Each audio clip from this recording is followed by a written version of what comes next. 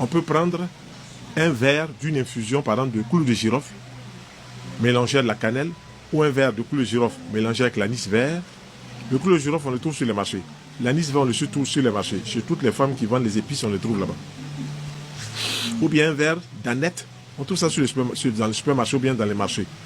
On prend une cuillère à café, par exemple, de girofle, à mélanger à une cuillère à café d'anis vert.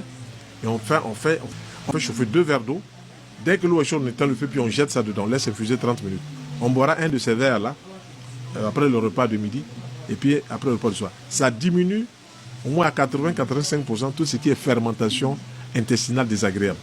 Voilà. Donc, quand même on a mangé quelque chose, qu'on a un peu la laine forte, on prend quoi, l'anis vert, quelques grains, on met, on croque, et maintenant que les odeurs s'échappent. Mais faire une infusion en chauffant de l'eau pour mettre le clou de girofle, mais l'anis vert, même la cannelle, c'est encore mieux.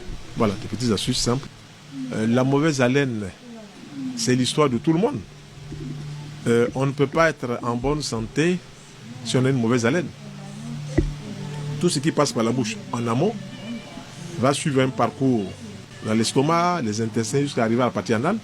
Si au départ les clés de la transformation des aliments étaient mal faites, tout au long du trajet jusqu'à la partie anale, ce sera aussi mal fait.